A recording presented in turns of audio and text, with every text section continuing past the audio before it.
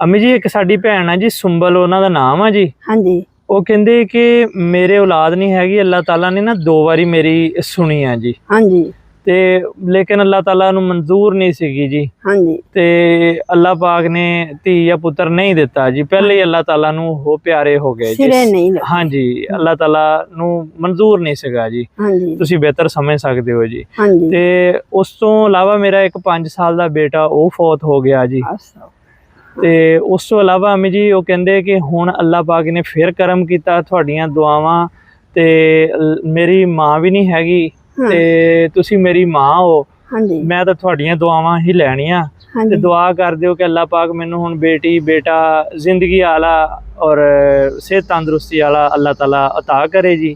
ਹਾਂਜੀ ਔਰ ਅੱਲਾਹ ਪਾਕ ਇਸ ਦਫਾ ਕੋਈ ਨੁਕਸਾਨ ਨਾ ਕਰੇ ਮੇਰਾ ਜੀ।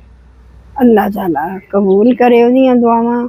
ਮੈਂ ਦੁਆ ਕਰ ਦਿੰਨੀ ਆ, ਮੈਂ ਦੱਸ ਦਿੰਨੀ ਆ, ਅੱਲਾਹ ਮਨਜ਼ੂਰ ਕਰਨੇ ਆ ਜੀ ਅਮੀ ਜੀ। ਬੇਟੇ। ਇੱਕ ਤਾਂ ਨਾ ਜ਼ਰੂਰੀ ਪਰਹੇਜ਼ ਕਰਨੀ ਆ ਜੀ ਅਮੀ ਜੀ। ਕਿ ਉੱਚੇ ਨੀਵੇਂ ਜਗ੍ਹਾ ਤੇ ਵੀ ਜਰੀ ਕ ਭਾਰ ਚੱਕਣੇ ਤੇ ਵੀ ਪਰਹੇਜ਼ ਕਰਨੀ ਆ। ਜੀ ਅਮੀ ਜੀ। ਇੱਕ ਔਰਤਾਂ ਵਿੱਚ ਬਾਹਰ ਖੁਸ਼ੀ ਗਮੀ ਤੇ ਘਟ ਜਾਣਾ ਆ ਜੀ ਅਮੀ ਜੀ।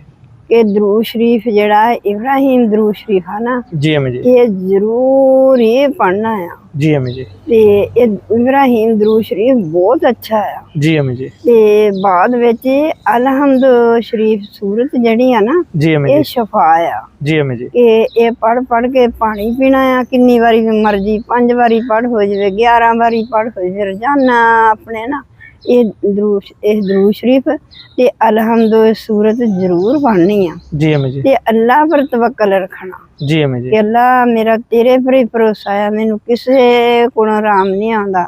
ਤੇ ਸਦਕਾ ਨਬੀ ਦਾ ਕਰਕੇ, ਅੱਲਾਹ ਤੇਰੇ ਪਿਆਰਿਆਂ ਦਾ ਸਦਕਾ ਕਰਕੇ ਜੀ ਅਮੀ ਜੀ। ਅੱਲਾਹ ਤੂੰ ਮੇਰੇ ਪਰ ਰਹਿਮ ਕਰ। ਜੀ ਅਮੀ ਜੀ। ਕਿ ਅੱਲਾਹ ਤਾਲਾ ਇਹ ਦੁਆਵਾਂ ਜ਼ਰੂਰ ਕਬੂਲ ਕਰੂਗਾ। ਤੇ ਅਲਹਮਦ ਸ਼ਰੀਫ ਸੂਰਤ ਪੜ੍ਹ ਕੇ ਨਾ ਜੀ ਅਮੀ ਜੀ। ਰੋਜ਼ਾਨਾ ਪੜ੍ਹੇ, ਕੁਰਾਨ ਪਾਕ ਰੋਜ਼ਾਨਾ ਪੜ੍ਹੇ। ਤੇ ਜੇ ਹਨਾ ਬਨਾ ਅਲਫਲਾਮ ਤੇ ਲਾ ਕੇ ਬਨਾਸ ਨਹੀਂ ਕੁਰਾਨ ਪਾਕ ਪੜ੍ਹੀ ਜਾਵੇ। ਹੁਣ ਮੌਕਾ ਆ ਮਾਸ਼ਾਅੱਲਾ ਕਿ ਉਹ ਹੁਣ ਵਜੂ ਵੀ ਰਹਿਣਾ ਆ ਕਿ ਇਨਸ਼ਾ ਅੱਲਾਹ ਤਾਲਾ ਆਪਣੇ ਪਰ ਫੂਕ ਮਾਰੇ, ਕਲਮਾ ਸ਼ਰੀਫ ਪੜ੍ਹ ਕੇ ਆਪਣੇ ਸੀਨੇ ਤੇ ਫੂਕ ਮਾਰੇ। ਇਨਸ਼ਾ ਅੱਲਾਹ ਤਾਲਾ ਕੁਛ ਵੀ ਨਹੀਂ ਹੁੰਦਾ, ਅੱਲਾਹ ਕਰਮ ਕਰੂਗਾ।